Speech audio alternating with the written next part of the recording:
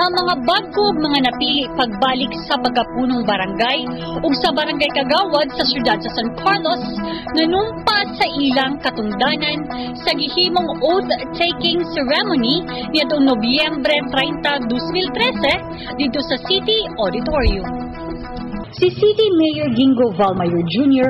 mo'y administering officer sa gihimong oath-taking ceremony sa mga napiling punong barangay, samtang si Vice Mayor Sab ang administering officer sa mga napiling kagawad sa 18 ka barangay sa San Carlos.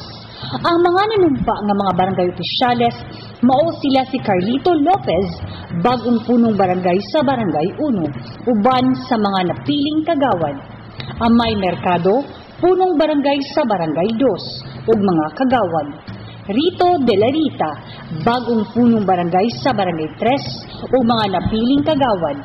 Armando Laguda Jr., punong barangay sa Barangay 4 ug mga napiling kagawad. Inday Alyarse, punong barangay sa Barangay 5 ug ang mga napiling kagawad. Ronaldo Batusing, punong barangay sa Barangay 6 ug mga napiling kagawad. Mark Cui, punong barangay sa Barangay Palampas ug mga napiling kagawad.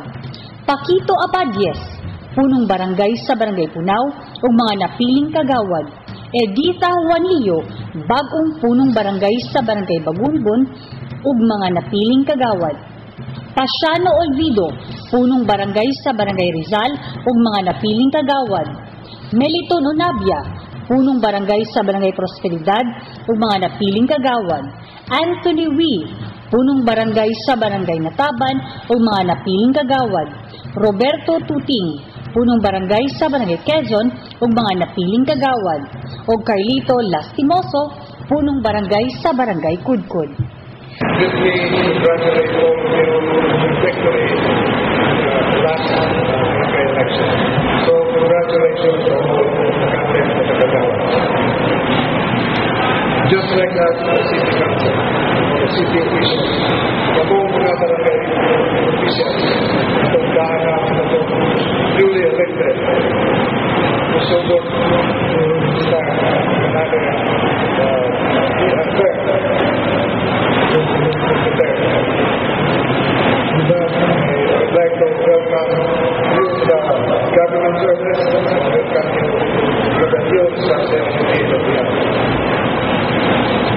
Ano ka mga paggobyerno sa barangay? Kaduha, tulong ng lokal na opisyal, hindi ang tihatag niya halos kanan. Ang gusto niya itabang dito sa kabarangay.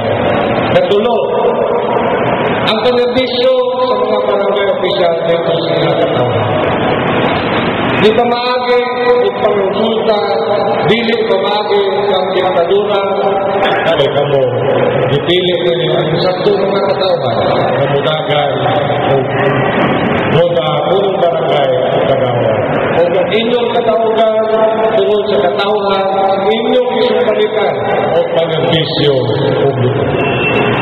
Mitambong usab sa mga okasyon sila si Vice Governor Bong Lacson sa probinsya sa Negros Occidental ug kanhi City Mayor sa San Carlos.